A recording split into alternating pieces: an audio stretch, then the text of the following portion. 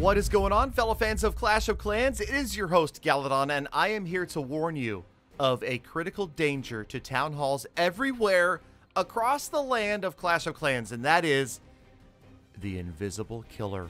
Watch out as we watch some of the Tribe Gaming members. Here is Nabrax rolling in with a blimp, which is obviously not invisible, but watch this town hall disintegrate. Wait for it. It's minions. No, it's a dragon. No, it's neither. It's actually the sneaky goblins underneath. Can't see them. They're gone now, but they annihilated that town hall, and it is so cool to watch. Now, this is not the whole basis of this video. We're talking about different ways, and these are some 300, 600, and 900 IQ ways that the Tribe Gaming members are taking out town halls, and of course, you can too, okay? So not so much talking about how to protect your town hall from the Invisible Killer, but maybe you can use sneaky goblins or even invisibility spells to take out town halls, and there are some fun ones that are happening in today's episode. So yes, it's true, Tribe Gaming is back. The brand new fearsome fivesome, there's actually 6 members on the squad now. They are going to be competing and trying to get themselves off to the World Championships again this year. Let's all root for Tribe Gaming in 2021 to grab their share of the $1 million in prize money as they destroy town halls with invisibility spells. Well, not directly, but you'll get the point. Okay, so let's go ahead and watch as, yes, that's right, the Ice Hound, the Super Lava Hound rolls in. And I was like, wait a minute, what?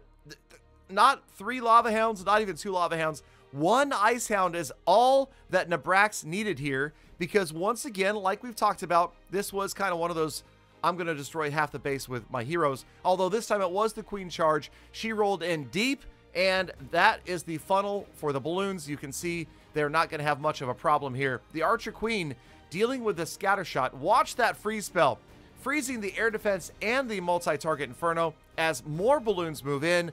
This is one of those differences between the noobs and the pros, like we talked about, and that is, you'll notice that Nabrax still has several troops and even a freeze spell right here on the splat. 2 freeze spells? What?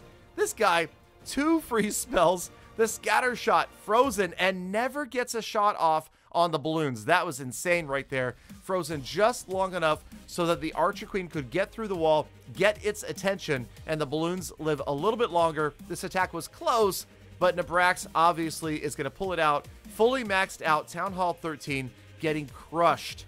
And let's go back and remember, right? This is where the attack started, by the Town Hall. This is pretty much the most fearsome weapon in the game at Town Hall 13. Not the Eagle Artillery, it's actually the Town Hall itself. So taking it out easily, quickly at the beginning of an attack makes a huge difference. And now it is time to watch Exo.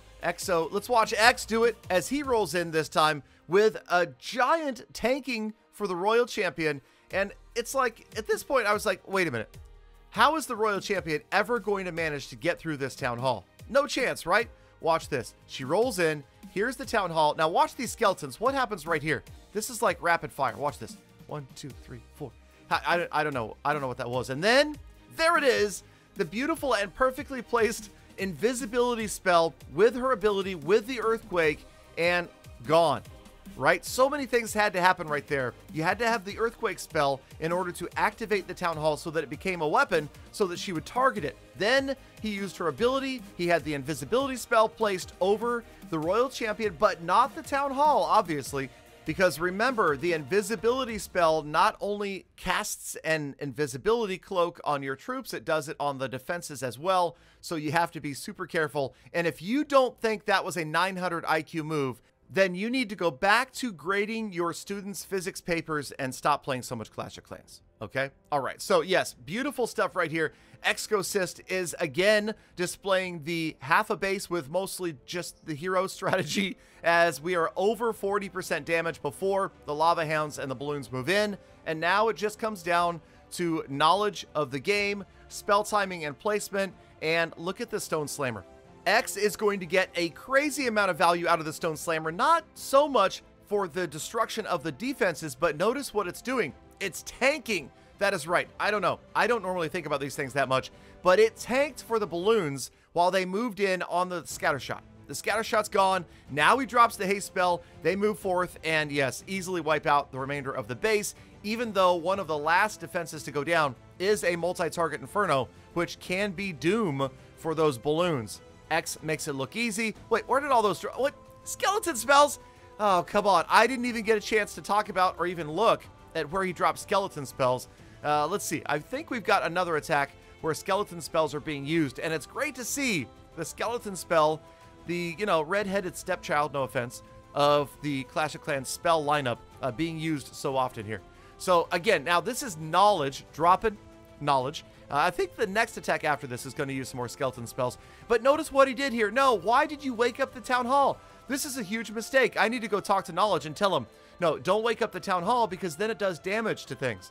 And I don't know what he's thinking here. This is, okay, I'm kidding. Obviously, he knew what he was doing because he needed the Town Hall to be alive so that it was a weapon, so that, you guessed it, the Royal Champion is going to come in and wipe it out. So sure enough, I didn't think about this, but obviously Knowledge did. He drops an Ice Golem to tank, so the Royal Champion rolls right in, and this is how the Royal Champion is going to easily wipe out the Town Hall because it has been activated, so the Royal Champion is going to target it, and here comes your beautifully placed and timed invisibility spell, and the Royal Champion, of course, wipes out, despite the tornado trap right there, the Town Hall. Obviously, Knowledge cut it close, but knew exactly what he was doing, easily wipes that out, and now the other heroes are rolling in here. Again, you can see that the Archer Queen's going to take out the air defense and roll towards another air defense at the bottom right of the base. So again, remember, air defenses are going down, the Town Hall, which is a huge amount of damage to any troops getting taken out early, and then the funnel. This is a beautiful funnel, even though it's more like, well, I'm going to wipe out like entirely one side of this base, and then the rest of my troops will roll in on the other. That's still technically a funnel. Anything that keeps your troops in a narrow path or in a guided direction so that you know where they are going to be, and then you can achieve max value out of your spells. The haste spells and the freeze spells still ready to go. The Grand Warden, and again, notice, remember, the Lava Hound, a great tank, but so is the Stone Slammer. Watch it roll in, and by itself, it's going to handle that Inferno Tower right there as the balloons move the opposite direction and wipe out the remainder of the base. Great value right there as it continues to move forward, and the Warden ability, protecting the balloons from the scatter shot.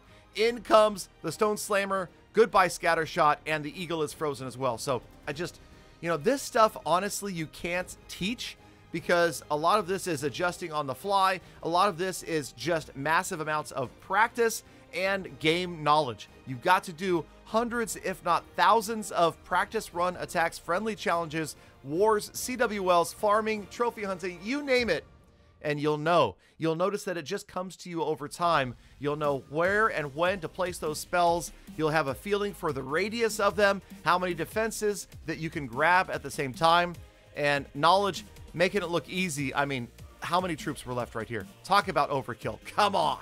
All right, we've got time for one more attack, and this one coming from Nightmare. Again, no invisibility spells, but we're back to the sneaky goblins in the blimp. This is so cool to watch because when you see that blimp deploy, it doesn't look like there's anything really going to happen. You see a couple of minions, then you see a dragon, and then the Town Hall explodes right here as it rolls in, despite the air sweeper. I don't even know how these guys know this stuff is going to work, but look, the dragon pops, and then pop goes the Town Hall. There you can see them. They moved off to the left. You could see the sneaky goblins. They almost got away that time. Actually, one does and does a little bit of damage to that gold mine. And then check out the skeleton spells. What the heck? They're not going to destroy any defenses, but look what they're doing. They are distracting the Inferno Tower, the Archer Queen, and the Scatter Shot, and Expos as well. Just a couple of skeleton spells right here, and none of the dragons or balloons are going to take damage from pretty much any defense in the area until they're right on top. So I don't know. This is the kind of stuff that is 900 IQ. I wouldn't have thought of this. I wouldn't have realized that's going to happen. And those new changed skeleton spells, because they have that shield and they last a little bit longer, they're definitely extremely useful in distracting heroes and defenses. And look, here he goes again. Right-hand side by the Expo, the single target Inferno as well. So yes, then the freeze spell stops an air defense and a wizard tower and the single target Inferno. These dragons absolutely going to annihilate the second free spell right in that exact same spot. And it's, I don't know, it's poetry in motion, you guys. I honestly, when I watch attacks like this, sometimes I just sit back and I'm like, how did he think of this? How did he get this to work? What brings you to, I don't know. It's obviously, that's the whole pro versus noob thing. And, you know, hey, sometimes you just got to go, wow, right? Sometimes you just have to say, this was a cool attack to watch. It's one of the reasons we like to watch the World Championships, and many of us don't ever hope to compete. Fun to watch, but yeah, the $1 million, well, that'd be nice too. So, Tribe Gaming going to the World Championships in 2021. Mark my words, just like you guys are going all the way to the end of this episode, because you are the true hashtag GalaFam. That's why I love, think about, appreciate every single one of you every single day. So get out there, make the best of the rest of your day. Be kind to other people. I want to see you back here again tomorrow. Okay, that was, I had to hurry that one up. It was a little bit tight.